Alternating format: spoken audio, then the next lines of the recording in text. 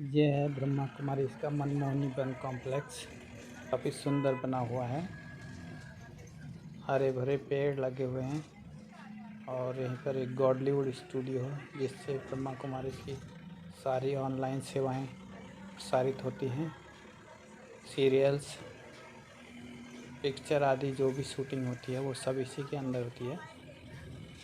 और यहाँ पर एक ग्लोबल ऑडिटोरियम है, वो भी आपको दिखाते हैं अभी।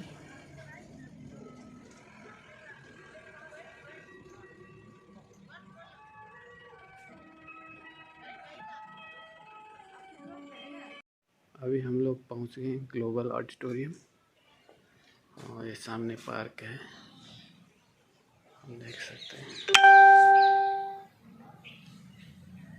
जी ग्लोबल ऑडिटोरियम।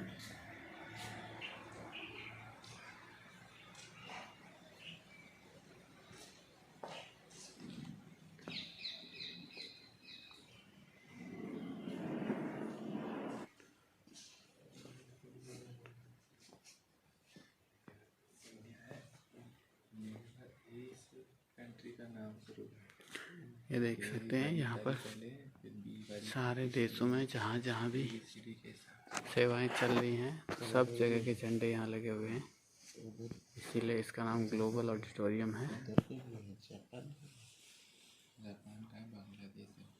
ये देख सकते हैं आप, सारे देशों के झंडे यहाँ लगे हुए हैं, चारों तरफ सब झंडे लगे हुए हैं ऊपर। और वहाँ सेंटर में हमारे बाबा का झंडा लगा हुआ है। ABCD के हिसाब से लगे हैं। इंडिया के बाद ABC। अच्छा, लास्ट में जिम्बाब्वे। ये देख सकते हैं सेंटर में बाबा का झंडा है। यहाँ पर कॉन्फ्रेंस होती है। आपको खाना है वो उतना ही जो आपका हिस्सा हुआ, दूसरे का हिस्सा मत खाइएगा और नुकसान मत कीजिएगा। ऐसा उनको मैंने मन संकल्प देता हूँ। वो बाबा से शक्तियाँ लेकर पूरी खेती शक्तियों से वाइब्रेट करता हूँ, मन बुद्धि से दीदी को लेके जाता हूँ, दादी को लेके, बाबा को लेके जाता हूँ। ऐसा पूरा बनाना तो मुझे लगता है आते हैं मेरे पड़ोसी, उनके खेतों में जो मवेशी आती बाबा के खेतों में घेर जाते, इधर जाइए। मैं सुजानपुर से आता हूँ, वो लोग उनके खेत में जो मवेशी आती हिरने आ जाते मेरे खेत में, बाबा के खेत में। अब लोग सोचते पता नहीं क्या कर रहा है इसके खेतों में, चले तो उनका हिस्सा का ले जाएंगे। मेरे हिस्से का है ना, वो मेरे नसीब का नहीं ले जाएंगे। वो परेशान, वो दिन में गाँव में रहने के बाद दिन में कई बार खेतों की ओर जाते हैं कि हमारे खेतों में हिरने भी हैं, हिरनों का झुंड 10, 20, 50, 100 जिस खेत में बैठ जाए घर वाले फसलें चौपट कर दे। मैं 20 किलोमीटर दूर सुजानपुर से खेती करता हूँ, तो क्या बाबा के खेतों में नहीं आती हूँ, पर मैंने उनके प्रति यही भावना रखी, आपको आना है, आपका हिस्सा है वही ले जाना है। दूसरों का और भी प्राणियों का हिस्सा है, उनके हिस्से को नुकसान भी नहीं पहुंचा। ठीक है, आप ये है इनके संकल्पों की दृढ़ता, जिसके कारण से पंछी भी सहयोग दे रहे हैं, खेती को नुकसान नहीं कर रहे। 20 किलोमीटर दूर से आकर खेती करना, लेकिन खेत में निश्चिंत रहते हैं, तो वो सब उनको सहयोग दे रहे हैं। तो हम सब अपने प्रभाग की तरफ से इनका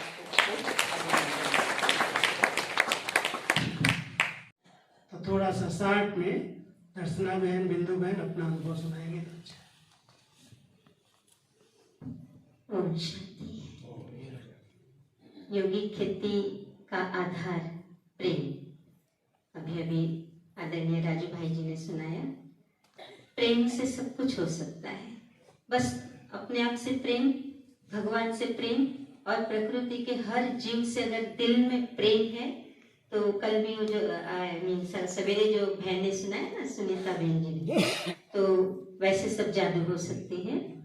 मैं एकदम शॉर्ट में सीधा मेरा अनुभव सुनाती हूँ। इसी साल का आप सबको पता है कि बहुत भारी वर्षा भारत में हुई है। मैंने 12 दिन का पौधा इतना सा रहता है, चावल का इतना सा, और एक सिस्टम है SRM, माना आधा मीटर पे एक ही पौधा सिंगल, तो हमारी खेती नदी के किनारे पे है और बिल्कुल कीचड़, माना यहाँ तक घुटने तक कीचड़ रहता है। थोड़ा सा हिस्सा थोड़ा सूखे के जैसा लेकिन कीचड़ वाला। तो करीबन 300 स्क्वायर मीटर में मैंने ये एक पौधा लगाया। जिस दिन पौधा लगाया दूसरे ही दिन से बिल्कुल भारी वर्षा। आप सोच सकते इतना सा पौधा, जरा भी अगर ऊपर से बारिश गिरे तो पौधा तो गिर जाएगा, उसको कुछ हार्ड जमीन भी नहीं। तो ऐसे भारी वर्षा शुरू हो गई कि थामने का नाम न ले, और फैमिली ने कहा कि गई सारी, ये तो कुछ बचने वाला नहीं ऐसे पानी में। मैंने कुछ नहीं बोला, मैंने यहाँ से शुरुआत किया, बस बाबा से बातें की, योग किया, बाबा से शक्ति ली और पिक्चराइज किया मेरा पूरा वो उतना हिस्सा खेती का। और धरती माँ से कहा, धरती माँ अपने बच्चों को बिल्कुल टाइट से पकड़ के रखना, किसी भी तरह छोड़ना नहीं, ये पानी में बस जाना नहीं है, जरा सा धीरज धरो माँ, छोड़ना नहीं अपने बच्चों को। और वो जो बच्चे जो पौधे थे उनको कहा, बच्चों बिल्कुल चिंता मत करो, पकड़ के रखना अपनी माँ को, कुछ नहीं होने वाला है, पानी तो बस जाने ही वाला है। तो करते करते 1 दिन हुआ, 2 दिन हुआ, 3 दिन हुआ, 8 दिन हुए, 10 दिन हुए। मैं यहाँ से यही उनको संकल्प देती हूँ, बिल्कुल डरना नहीं बच्चों, और माँ को बोलते माँ बस उनको पकड़ के रखना। और ऊपर एक लाइट देखती थी और उतना उसको कवर करती थी बाबा के से रेस से। तो 15 दिन के बाद बारिश रुकी और पौधे इतने से और पानी इतना ऊपर भरा हुआ। तो वो उतरने में भी फिर टाइम लगता है, उतरते उतरते फिर से पौधे माने गिर सकते हैं, जो भी बड़ी बड़ी खेती लोगों की तो गिर गई। 15 दिन के बाद पानी उतरा, 2 दिन के बाद मैं जब जाकर देखती हूँ तो क्या देखती हूँ, जैसे धूप में पौधे बढ़ते एकदम स्ट्रेट खड़े 3 गुना लंबे हो चुके थे, एक भी पौधा गिरा नहीं। तो ये वंडर है, मैं जानबूझकर सुनाती ताकि आप लोग को प्रेम की भावना क्या होती है वो समझ में। यही खेती फिर काटने का समय आ रहा है। मैं मेरे बेटी के घर में गई थी 25 किलोमीटर पे उनका कोर्स कराने। तो चौथे दिन पे ही मुझे फोन आया मेरे बहू का, जल्दी आ जाओ जल्दी आ जाओ। मैंने कहा क्या हो गया? सारे सुअर घुसे हैं, जंगली सुअर अपने खेती में। मैंने कहा सुअर? आज तक तो कभी सुअर आए ही नहीं यहाँ पे, सुअर कहाँ से आ गए? वो दांत वाले जो होते हैं ना जंगली सुअर। तो बोली पता नहीं, लेकिन आधी से ज्यादा तो खेती उन लोगों ने खा डाली। तो फिर मैंने कहा ठीक है, मैं वहीं से फोन किया और मेरे जो साथी थे खेती काटने वाले उनको फोन करके बुलाया। मैं भी यहाँ से अपने घर चली गई और जल्दी जल्दी जितना हो सके वो सब खेती हम लोगों ने काटी। शाम तक 1/4 हिस्सा फिर भी बच गया क्योंकि अंधेरा होने को आया। जो काटी थी वो अच्छे से प्लास्टिक में ढक कर और टाइट बांध के बेटे ने रख दिया क्योंकि नहीं तो ये खा जाएंगे करके। और बहू ने बोला वो देखो उनकी आंखें चमक रही है अंदर, मतलब बाजू में कोई खेती नहीं करता है तो वो खाली ये होता है ना झाड़ फूस के जैसा, तो उसमें से उनकी आंखें चमक रही है। मैंने कुछ नहीं कहा। सोने से पहले मैं बैठ गई अपने खटिया पे और बाबा से योग लगाया और उन सुअरों को पिक्चराइज किया। मैंने एक्चुअली देखा नहीं एक, लेकिन मुझे पता है वो कैसे होते हैं। वैसे मैंने देखा है कि 2 दांत वाले।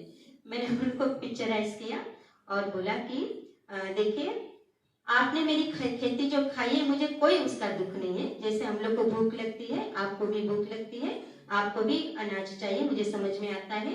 और मैं ये भी जानती हूँ कि आज सारा सब जंगल जब काट दिया है लोगों ने और इसलिए आप नदी में बहते बहते बहते आपको यहाँ पे आना पड़ा, आपको ये अनाज अच्छा लगा, आपने खाया, कोई बात नहीं।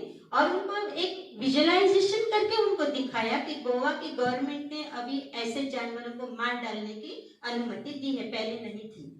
तो देखो आपको कैसे वो बेरहमी से मारते, उनके सामने ऐसे कुछ दिखाए पिक्स के उनको मार रहे करके। तो हमको तो आपके ऊपर बहुत दया आती है, लेकिन देखो अभी आप कोई फिक्र नहीं करो, भगवान आया है। उनके ऊपर एक लाइट देखी, लाइट शाइन हो रही है, देखो भगवान आया है तुमको भी दुख से छुड़ाने और हम सबको भी दुख से छुड़ाने। अभी देखिए आपने तो आधे से ज्यादा तो खेती खा ली है, लेकिन अभी हमको भी तो पूरे वर्ष में हम लोग यही चावल खाते हैं और कोई चावल नहीं खाते हैं। तो प्लीज अभी ये जो बच्चा है वो आप छोड़ दो। बस ऐसा संकल्प किया। सवेरे जाके देखा एक भी सुअर नीचे उतरा नहीं, वो खेती वैसे के वैसे सुरक्षित। तो ये है प्रेम की भावना, दया की भावना, रहम की भावना। हम नया विश्व बना रहे। तो ये जो अभी आदरणीय सुनीता पंडित जी भी जो समझा रहे थे ना संस्कार, तो हमारी सोच और संस्कार बदलने। सबसे अगर हम दोस्ती करें तो सचमुच एक नया विश्व जरूर नवनिर्माण।